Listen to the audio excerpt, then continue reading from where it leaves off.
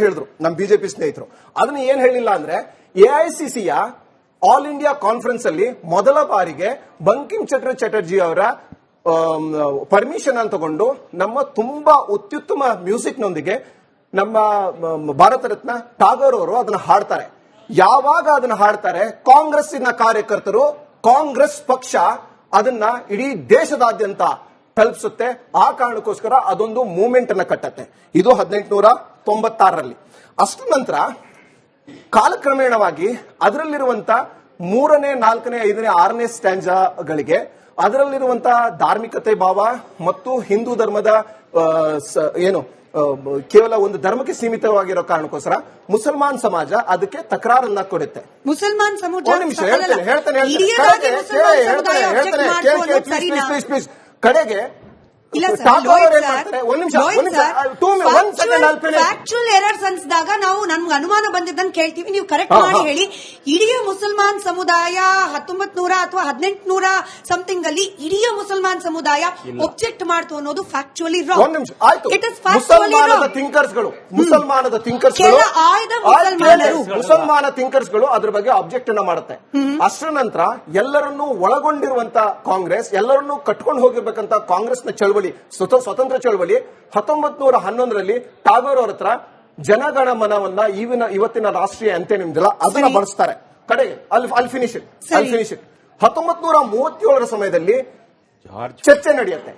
1937ರ ಸಮಯದಲ್ಲಿ ಚರ್ಚೆ ನಡೆಯುತ್ತೆ. ನಮ್ಮ ರಾಷ್ಟ್ರೀಯ ಗಾನ ಆಗಬೇಕು ಮತ್ತು ಯಾವುದೋ ರಾಷ್ಟ್ರೀಯ ಗೀತೆ ಆಗಬೇಕು ಹೇಳೋ ನಿಟ್ಟಿನಲ್ಲಿ ಚರ್ಚೆ ನಡೆಯುತ್ತೆ. ಅಲ್ಲಿ 3 ಗೀತೆಯ ಬಗ್ಗೆ ಚರ್ಚೆ ಆಗುತ್ತೆ. ಒಂದು ಅತ್ಯುತ್ತಮ ಪ್ಯಾಟ್ರಿಯಾಟಿಸಮ್ ನ ಹೇಳಿರುವಂತ ಸಾರೆ ಜಹಾಸೆ ಅಚ್ಚ, ಅದನ್ನ ಅಲ್ಲಮ್ಮ ಇಕ್ಬಾಲ್ ಅವರು ಬರ್ದಿರ್ತಾರೆ. ಅವರೊಂದು ಪಾಕಿಸ್ತಾನ ಒರಿಜಿನ್ ಅವರು ಹೇಳೋ ಕಾರಣಕ್ಕೋಸ್ಕರ ಅದನ್ನ ಅದನ್ನ ತೆಗೆದು ಹಾಕಲಾಗುತ್ತೆ. ತೆಗಿತಾರೆ ಹೇಳ್ತೇನೆ ಮೇಡಮ್, ಹೇಳ್ತೇನೆ. ಅದರಲ್ಲಿ ಕಮಿಟಿಯಲ್ಲಿ 3 ಜನ ಇರ್ತಾರೆ. ಒಂದು ಸುಭಾಷ್ ಚಂದ್ರ ಬೋಸ್ ಇರ್ತಾರೆ, ಮೌಲಾನಾ ಅಬ್ದುಲ್ ಕಲಾಂ ಆಜಾದ್ ಇರ್ತಾರೆ, ಹಾಗೆ ಜವಾಹರ್ಲಾಲ್ ನೆಹರು ಇರ್ತಾರೆ. ಇದು ಕಮಿಟಿ ಕಾನ್ಸೆಪ್ಟ್. ಬಟ್ ಇದನ್ನ ಕಾಂಗ್ರೆಸ್ನ ವರ್ಕಿಂಗ್ ಕಮಿಟಿ ಜೊತೆನೂ ಸಹಿತ, ಗಾಂಧಿಯವ್ರ ಜೊತೆನೂ ಸಹಿತ ಚರ್ಚೆ ಆಗುತ್ತೆ, ಟಾಗೋರ್ ಅವ್ರ ಜೊತೆನೂ ಸಹಿತ ಕನ್ಸಲ್ಟ್ ಮಾಡ್ತಾರೆ. ರಾಷ್ಟ್ರದ ಅಂತ್ಯವಾಗಿಯೂ ಒಂದೇ ಮಾತವನ್ನ 2 ಸ್ಟ್ಯಾಂಜಗಳನ್ನ ರಾಷ್ಟ್ರ ಗಾನವಾಗಿಯೂ ಸಹಿತ ಎಲ್ಲರೂ ಒಪ್ಕೊಳ್ತಾರೆ. ಮುಂದೆ ಕಾನ್ಸ್ಟಿಟ್ಯೂಷನ್ ಅಸೆಂಬ್ಲಿಯಲ್ಲೂ ಸಹಿತ ಅದ್ರ ಬಗ್ಗೆ ಚರ್ಚೆ ಆಗುತ್ತೆ. ಸಂವಿಧಾನದಲ್ಲಿ ಇದ್ರ ಬಗ್ಗೆ ಉಲ್ಲೇಖವಿದೆ. ರಾಷ್ಟ್ರ ಗೀತೆಗೆ ಯಾವ ರೀತಿ ಗೌರವ ಕೊಡಬೇಕು, ಒಂದೇ ಮಾತರ ಮೊದಲು ಅಂತ ಅಂದ್ಬಿಟ್ಟು ಸಂವಿಧಾನದಲ್ಲಿದೆ. ಆಯ್ತು, ಲೋಹಿತ್ ಅವರದೇ ಮಾತಿನಿಂದ 3 ಪ್ರಶ್ನೆಗಳು. ಒಂದು, ಮೊದಲು ಬರೆದಿದ್ದ 2 ಚರಣಗಳಿಗೂ ನಂತರದಲ್ಲಿ ಆಡ್ ಆನ್ ಆದ 4 ಚರಣಗಳಿಗೂ ಅಜಗಜಾಂತರ ವ್ಯತ್ಯಾಸ ಇದೆ, ಹೌದಾ? ಎರಡನೆಯದ್ದು, ಇದು ನೆಹರು ಅವರ ಡಿಸಿಷನ್ ಅಲ್ಲ, ಬದಲಾಗಿ ಟಾಗೂರ್ ಅವರು ಕೂಡ ಇದಕ್ಕೆ ಸಮ್ಮತಿಯನ್ನ ಸೂಚಿಸಿದ್ರು, ಹೌದಾ? ಮೂರನೆಯದ್ದು, ಮುಸಲ್ಮಾನ ಸಮುದಾಯದಿಂದ ವಂದೇ ಮಾತರಂ ಗೀತೆಗೆ ಅಬ್ಜೆಕ್ಷನ್ ಬಂತು, ಇಡೀ ಮುಸಲ್ಮಾನ್ ಸಮುದಾಯದಿಂದ, ಹೌದಾ? 3 ಪ್ರಶ್ನೆ. ಮೊದಲನೇದಾಗಿ 1923ನೇ ಇಸ್ವಿಲಿ ಹಾಡು ಸಂಪೂರ್ಣ ಹಾಡದಂತ ಸಂದರ್ಭದಲ್ಲಿ ಆ ಹಾಡಿನ ಜೀವವೇ ಆ 3 ಸ್ಟ್ಯಾನ್ಸಾ, ಹೊರಗಿನ ದೇಹ ಮಾತ್ರ ಫಸ್ಟ್ 2 ಸ್ಟ್ಯಾನ್ಸಾ. ಅದರ ಜೀವ ಏನಿದೆಯೋ ಅದು ಆ ದುರ್ಗೆ, ಸರಸ್ವತಿ, ಏನ್ ಹೇಳ್ತಾ ಇರೋದು, ಈ ದೇಶದ ಸಾರ್ವಭೌಮತ್ವವನ್ನು ಕಾಪಾಡತಕ್ಕಂತ ದುರ್ಗೆ ಆಗು ನೀನು, ಈ ದೇಶದ ಜ್ಞಾನವನ್ನ ಕಾಪಾಡುವಂತ ಸರಸ್ವತಿ ಆಗು, ಈ ದೇಶದ ಸಂಪತ್ತನ್ನು ಕಾಪಾಡುವಂತ ಲಕ್ಷ್ಮಿ ಆಗು ಅಂತ ಉಪಮೇಯವನ್ನು ಕೊಟ್ಟು ಹಾಡಿರ್ತಕ್ಕಂಥದ್ದು ಆ ಹಾಡಿನ ಜೀವ ಆಗಿತ್ತದು. ಜೀವನೇ ಕಿತ್ತಾಕ್ಬಿಟ್ಟು ಹಾಡನ್ನ ಹಾಡಬೇಕು ಅಂತ ಮುಸಲ್ಮಾನರು ವಿರೋಧ ಮಾಡಿರಲಿಲ್ಲ. ನಾನು ಈಗಾಗಲೇ ಹೇಳಿದ್ದೀನಿ, 1923ನೇ ಇಸ್ವಿಯವರೆಗೂ ಮುಸಲ್ಮಾನರು ಒಟ್ಟಾಗೆ ಈ ಹಾಡನ್ನ ಹಾಡಿದ್ರು.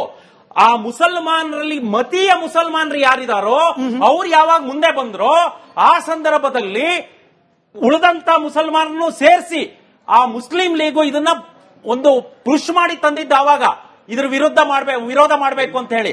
ಮತ್ತೆ ಈ ಹಾಡಿನಲ್ಲಿ ದೇವರ ಹೆಸರು ಯಾಕೆ ಬಂತು ಅಂದ್ರೆ, ಸ್ವಾಮಿ, ಈ ನಾಡು 5-6 ಸಾವಿರದ ಹಿಸ್ಟ್ರಿ ಇರ್ತಕ್ಕಂಥದ್ದು ಸನಾತನ ಧರ್ಮದ್ದು. ಹಾಗಾದ್ರೆ ನಾಡಗೀತೆಯಲ್ಲಿ ಇರೋದೇನು? ನಾವು ನಾಡಗೀತೆ ಪ್ರತಿ ಸಲ ಹಾಡ್ತೀವಲ್ಲ, ಏನಿದೆ ನಾಡಗೀತೆಯಲ್ಲಿ? ನಾಡಗೀತೆಯಲ್ಲಿ ಏನ್ ಹೇಳ್ತೀವಿ ನಾವು? ರಾಘವ ಮಧುಸೂದನ್ ಅವತರಿಸಿದ. ಹಾಗಾದ್ರೆ ಯಾರು ಮುಸಲ್ಮಾನರ ಹಾಡಬಾರ್ದು? ಅದರಲ್ಲಿ ಮಧ್ವಾಚಾರ್ಯರ ಬಗ್ಗೆ ಹೇಳ್ತೀವಿ, ಶಂಕರಾಚಾರ್ಯರ ಬಗ್ಗೆ ಹೇಳ್ತೀವಿ, ಬಸವಣ್ಣನ ಬಗ್ಗೆ ಹೇಳ್ತೀವಿ. ನಮ್ಮ ನಾಡಗೀತೆಯಲ್ಲಿ ಇರ್ತಕ್ಕಂಥದ್ದು ಒಂದೇ ಮಾತ್ರಕ್ಕಿಂತ ಹೆಚ್ಚಾಗಿದೆ ಈ ಸನಾತನ ಧರ್ಮದ ಬಗ್ಗೆ. ಹಾಗಾದ್ರೆ ಅದನ್ನು ವಿರೋಧ ಮಾಡಬೇಕಲ್ಲ?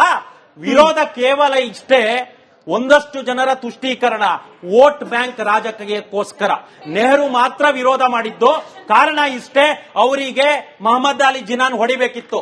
ಮೊಹಮ್ಮದ್ ಅಲಿ ಜಿನ್ನಾ ಎಲ್ಲ ಪ್ರಧಾನಮಂತ್ರಿ ಆಗ್ಬಿಡ್ತಾನೆ ಅನ್ನುವಂತ ಒಂದು ಇದರಿಂದ ಮೊಹಮ್ಮದ್ ಅಲಿ ಜಿನ್ನಾ ಇದನ್ನು ವಿರೋಧ ಮಾಡಿದ್ರು ಅಂತ ಹೇಳಿ ಅವರಿಗೆ ತುಷ್ಟೀಕರಣ ಮಾಡೋದಕ್ಕೋಸ್ಕರ ಮಾಡಿರ್ತಕ್ಕಂಥದ್ದು. ಇದು ಸ್ಪಷ್ಟವಾಗಿದೆ. ಇದ್ರ ಬಗ್ಗೆ ನೀವು ಎಲ್ಲಿ ಹೋಗಿ ಯಾರ ಹತ್ರ ಕೇಳಿದ್ರು ಕೂಡ ಹೇಳ್ತಾರ ಅದನ್ನ.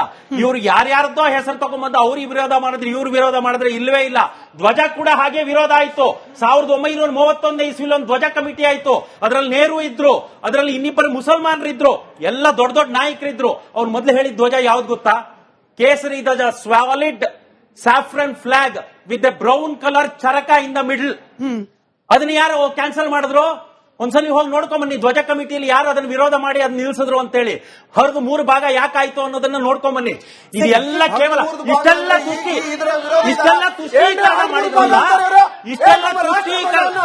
ಲೋಹಿತ್ ಅವರು ಹೇಳಿದಾಗೆ ಗಿರಿಧರ್ ಸರ್, ಆನಂದ ಮಠ ಕಾದಂಬರಿಯ ಹಿನ್ನೆಲೆಯಲ್ಲಿರೋದು ಆಕ್ಷೇಪ. ನೆಹರು ಅವರು ಕೂಡ ಇದನ್ನೇ ಪ್ರಸ್ತಾಪ ಮಾಡಿದ್ರು.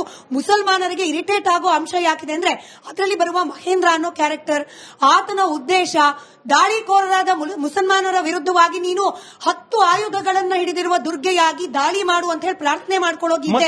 ಇದು ಟಾರ್ಗೆಟ್ ಮಾಡಿದ್ದೆ ಮುಸಲ್ಮಾನರನ್ನ. ಟಾರ್ಗೆಟ್ ಮಾಡಲಿಲ್ಲ, ಮುಸಲ್ಮಾನರಲ್ಲಿದ್ದ ಜಿಹಾದಿಗಳನ್ನ ಟಾರ್ಗೆಟ್ ಮಾಡಿದ್ದು.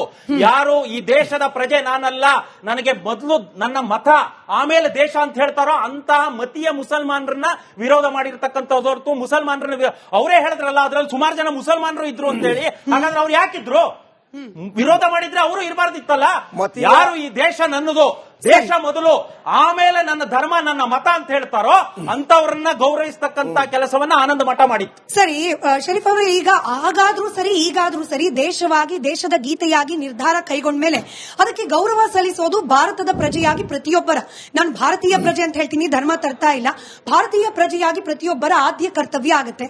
ನಾವು ಇದೇ ರೀತಿಯಲ್ಲಿ ಇಲ್ಲ ಇದು ಕೆಲವೊಬ್ಬರ ಧಾರ್ಮಿಕ ಸೆಂಟಿಮೆಂಟ್ಗೆ ಹರ್ಟ್ ಆಗುತ್ತೆ ಅನ್ನೋ ಕಾರಣಕ್ಕೆ ಬೇರೆ ದೇಶಗಳಲ್ಲಿ ನ್ಯಾಷನಲ್ ಆಂಥಮ್ ವಿರೋಧ ಮಾಡಲ್ಲ. ಫಾರ್ ಎಕ್ಸಾಂಪಲ್ ಯುಎಇನಲ್ಲಿ if I am correct, long leave my country ಅದ್ರ ಮುಂದುವರೆದ ಭಾಗವಾಗಿ whose religion is Islam who is guided by Quran ಅನ್ನೋ ಪದಗಳಿದೆ. ಯುಎಇಯಲ್ಲಿ ಒಬ್ಬ ಹಿಂದೂ ಮಗು ಓದ್ತಾ ಇದ್ರು ಕೂಡ ಕಡ್ಡಾಯವಾಗಿ ಇದನ್ನು ಹೇಳಲೇಬೇಕು. ನನ್ನ ಹಿಂದೂ ಧಾರ್ಮಿಕ ಭಾವನೆಗೆ ಧಕ್ಕೆ ಆಗುತ್ತೆ ಅಂತ ನಾನು ಯುಎಇನ ರಾಷ್ಟ್ರಗೀತೆ ಹಾಡಲ್ಲ ಅಂದ್ರೆ ಇಟ್ ಇಸ್ ಪನಿಷಬಲ್. ಈ ಅವಕಾಶಗಳು ಭಾರತದಲ್ಲಿ ಮಾತ್ರ ಯಾಕೆ ಬೇಕು ಅಂತ. Very good question. ಇವಾಗ ನೋಡಿ, ಭಾರತ ಬಂದು ಹಿಂದೂ ರಾಷ್ಟ್ರನ ಇಲ್ಲ ಅಂತ ಒಂದು ಪ್ರಶ್ನೆ ಬರ್ತಿರೋದು. ಎಲ್ಲ ಫೌಂಡೇಶನ್ ಅಲ್ಲೇ ಬರೋದು. ಹಿಂದೂ ರಾಷ್ಟ್ರ ಇಲ್ಲ, ನಮ್ಮ ಮುಗಿಸ್ಬಿಡ್ತೀವಿ. ಹಿಂದೂ ರಾಷ್ಟ್ರ ಅಲ್ಲ, ಪ್ರಶ್ನೆ ಕೇಳ್ತೀವಿ. ಸುಮಾರು 52ರಿಂದ 53 ಮುಸ್ಲಿಂ ರಾಷ್ಟ್ರಗಳು ಇವೆ. ಅಲ್ಲಿ ಕುರಾನ್ ಅನ್ನು ನಾವು ಪಠಿಸ್ತಿದ್ದೀವಿ. ಕುರಾನ್ ನಮ್ಮ ಕಾನ್ಸ್ಟಿಟ್ಯೂಷನ್ ಅಂತ ಹೇಳ್ಕೊತಾರೆ. ಭಾರತ ಬಂದು ಹಿಂದೂ ರಾಷ್ಟ್ರ ಅಂತ ಹೇಳಿದ್ರೆ ನಾವು ಏನು ಅದ್ರ ಪ್ರಕಾರ ನಡ್ಕೊಳ್ಬೇಕಂದ್ರೆ ಸ್ಮೃತಿಗಳ ಮೂಲಕ ನಾವು ಇಲ್ಲಿ ಕಾನೂನು ತರ್ತೀವಿ ಅಂತ ಹೇಳ್ಬೇಕಾಗಿರುತ್ತೆ. ಸಿಂಪಲ್. ಮನುಸ್ಮೃತಿ, ನಾವು ಬಂದು ಕುರಾನ್ ಅಂತ ಹೇಳ್ಕೊಳ್ತಿದೀವಿ. ನೀವು ಬೃಹಸ್ಪತಿ ಹೇಳಿ, ಮನುಸ್ಮೃತಿ ಹೇಳಿ, ಇದೆಲ್ಲ ತಗೊಂಡ್ ಬಂದು ನಾವು ಹಿಂದೂ ರಾಷ್ಟ್ರ ಮಾಡ್ತೀನಿ ಅಂತ ಹೇಳಿದ್ರೆ ಸಲಾಂ ಅಂತ ಹೇಳ್ಕೊತೀನಿ. ನಿಮ್ಮದೇ ಹಿಂದೂ ರಾಷ್ಟ್ರದ ಪರಿಕಲ್ಪನೆಗೆ ನನ್ನ ಉಪ ಪ್ರಶ್ನೆ, ಹಿಂದೂ ಅಂದ್ರೆ it's a way of life ಅಂತ ಹೇಳಿ ಸುಪ್ರೀಂ ಕೋರ್ಟ್ ಹೇಳಿರುವಾಗ ಹಿಂದೂ ವೇ ಆಫ್ ಲೈಫ್ ಪ್ರಕಾರ ಈ ಮಣ್ಣನ್ನ, ಇಲ್ಲಿನ ನೀರನ್ನ, ಇಲ್ಲಿನ ಗಾಳಿಯನ್ನ ನಾನು ತಾಯಿ ಅಂತ ಹೇಳಿ ಪೂಜಿಸೋದು ಇಲ್ಲಿನ ವೇ ಆಫ್ ಲೈಫ್. ಇಲ್ಲಿ ಬದುಕುವವರ ಜೀವನ ಪ್ರಕ್ರಿಯೆ. ಇಟ್ಸ್ ನಾಟ್ ಅಬೌಟ್ ದ ಧರ್ಮ, ಇಟ್ಸ್ ನಾಟ್ ಅಬೌಟ್ ದ ಧರ್ಮ.